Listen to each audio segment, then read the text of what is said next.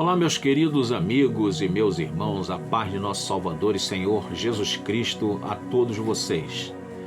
Estamos aqui para fazer mais um vídeo acerca de uma pergunta muito interessante de um texto da Bíblia Sagrada que se encontra no Evangelho segundo escreveu Mateus, no capítulo 19, vou ler para vocês, tá? E o versículo de número 12, propriamente dizendo, diz assim: porque há eunucos que assim nasceram do ventre da mãe, e há eunucos que foram castrados pelos homens, e há eunucos que se castraram a si mesmos por causa do reino dos céus. Quem pode receber isso, que o receba. Bom, antes de eu começar a dar uma breve explicação, o vídeo não vai ser longo para não enfadar você, eu gostaria de pedir que você desse o like, né? Desse o joinha e principalmente, meu querido irmão, minha querida irmã, que vai ver esse vídeo, se inscreve aqui no canal.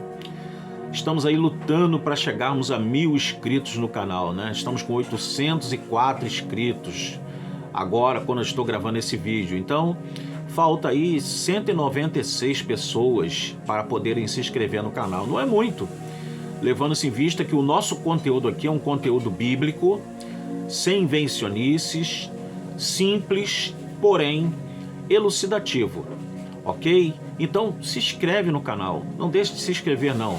Você vai ajudar bastante aí o nosso canal a crescer, né? Já que estamos aí querendo nos engajar mais aqui nos vídeos, tá bom? Ficamos aí um tempo sem gravar, então se inscreve no canal, dá o like, é o famoso 3C, curte, comenta e compartilha.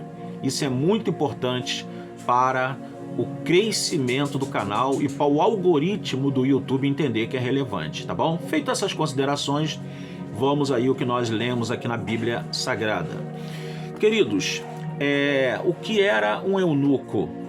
Nós temos aí uma conjunção de duas palavras no grego para a palavra eunuco, que é a palavra eune, que quer dizer guarda, e a palavra eshen, que quer dizer leito, quer dizer um guarda-leito. Na antiguidade é dito por Heródoto. Heródoto é um dos grandes historiadores da antiguidade.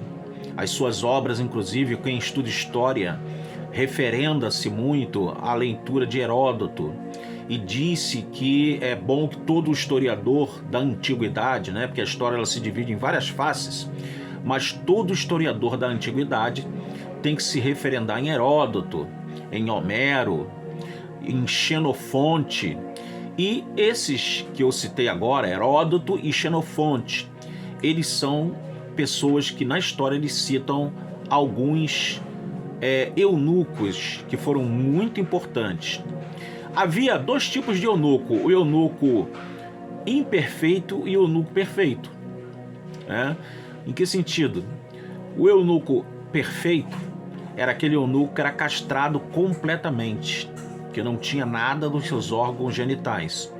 E o imperfeito era aquele que tinha os seus testículos tirados, arrancados pelos homens. Mas aqui a questão, se nós lermos o contexto, porque nada na Bíblia nós temos que ler aleatoriamente, ou pegar um texto isolado apenas e colocar esse texto isolado ao nosso bel prazer. Não, isso é muito errado. Então, se nós lermos o texto, Jesus estava falando acerca da questão do divórcio. Não é? Vamos ler ali que Jesus fala que não foi assim, que no princípio Deus fez o homem e a mulher. E não se diz que Adão divorciou-se de Eva, não é? Não se diz isso. Morreram ali, né, juntos, morreram ali, cada um no seu tempo, mas morreram até o final juntos. Então Jesus ele vem falando que a dureza do coração foi que fez com que Moisés desse a carta do divórcio, etc. e tal. Então, os discípulos falam para Jesus, né, que Jesus diz que o homem e a mulher, né, só podem se separar em caso de porneia. Em moscheia é a palavra que é dada para adultério, porneia para pornografia ou para atitudes libidinosas, né, no caso. Então Jesus diz isso para os discípulos até falam lá, né? para Jesus. Eles, porém, disseram, né, ele, nem todos podem receber esta palavra, mas só aqueles a quem foi concedido. Jesus fala. E os discípulos, no versículo 10, eles dizem assim: se assim é a condição do homem relativamente à mulher, não convém casar, né? Porque eles viram ali que a coisa é estreita dentro de um casamento. Não é? Jesus ali, ele não afrouxa. Nos dias de hoje nós vemos a nossa sociedade desmantelando essa instituição divina chamada casamento. Nós vemos os homens colocando uma banalidade muito grande no casamento, casamentos que não duram sequer um ano, alguns não duram nem meses, por incrível que possa parecer, meus queridos. Então Jesus, ele dando esse ensino para os seus apóstolos, eles dizem, então é bom que o camarada não se case. Aí Jesus entra com esse texto, com esta palavra, falando acerca dos eunucos, já que os discípulos disseram que se é tão pesado assim o casamento, não é bom que o homem se case. Aí Jesus fala de eunucos de nascença, que é uma palavra bem polêmica, que infelizmente alguns maléficos pensadores que se dizem cristãos têm usado isso para perverter o sentido desta expressão, o que na verdade é um grande dolo, um grande mal na interpretação teológica da Bíblia. Isso aí não está querendo dizer nada que as pessoas nascem em uma condição, não é isso que Jesus quis dizer, tá? E Jesus fala também aqui de eunucos que foram feitos pelos homens, que são aqueles que foram castrados, e eunucos que se fazem eunucos por causa do reino de Deus. Quem sabe Jesus ali não esteja se referindo aos essênios, já que os mesmos, eles tinham por hábito se abster de mulheres, porque eles queriam uma vida de mais santificação, e eles entendiam que uma vida sem um relacionamento sexual poderia dar a eles um âmbito, não é? Na concepção deles, dos essênios, poderia dar a eles um âmbito de maior grau de santidade diante de Deus. Então isso pode ser uma hipótese, pode ser uma saída para essa interpretação aqui de que aqueles que se fazem eunucos, que se castram a si mesmos por causa do reino de Deus. E veja que essas interpretações maliciosas daqueles que dizem que aqueles que nascem eunuco de nascença não pode ser algo bom, porque o próprio texto está dizendo que castram-se a si mesmos por causa do reino de Deus. Então o que está em questão aqui é o reino de Deus. É o reino de Deus que está aqui em questão.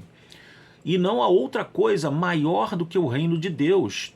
Então a pessoa que na realidade ela não está aqui nascendo eunuco de nascença para promiscuidades, vocês estão entendendo? Para promiscuidades de maneira nenhuma. Infelizmente nos nossos dias tem aí até um professor muito famoso na internet, que eu não preciso citar o nome dele, para não dar ibope para ele, né? Porque ele tem lá o canal dele já para fazer o ibope dele. Então ele diz que explica aí, ele até desafia, explica aí essa questão dos eunucos de nascença, para querer advogar que algumas pessoas já nascem com o intuito de promiscuidade, quando na verdade eu particularmente conheço pastores que não se casaram e são pastores. Eu conheço um que ele está com 60 e tantos anos, quase 70, e não casou.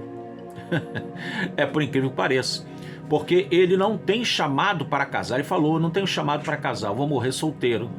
E isso não é incomum. Às vezes até mesmo no meio secular nós vemos que há pessoas que não se casam, morrem solteiras sem deixar sequer um descendente vivo.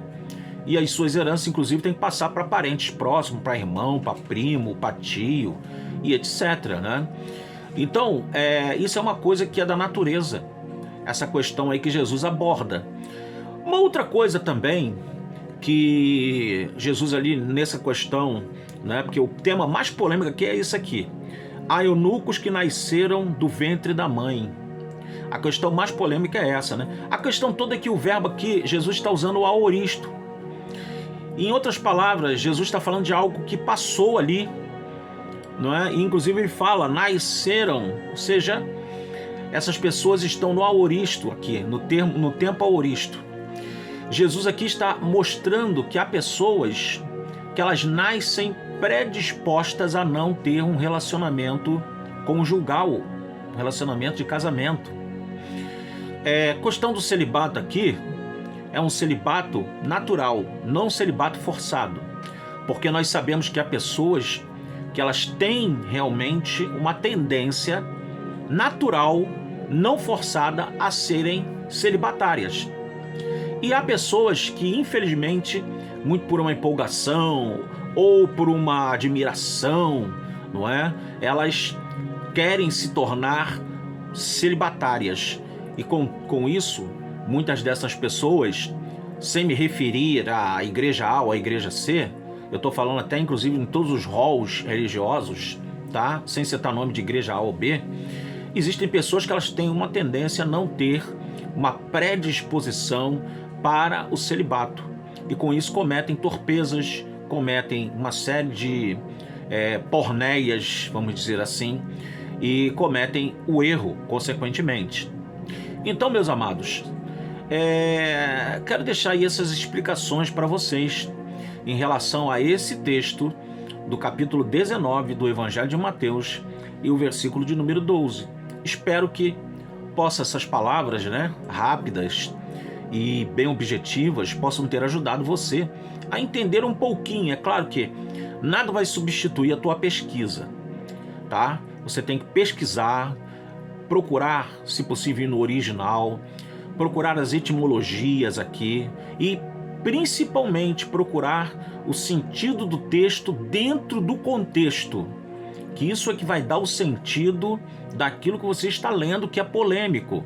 Você tem que ler o contexto anterior, nesse caso, já que o próximo versículo, que é o 13, já é um outro caso à parte, que Jesus aqui está abençoando as crianças.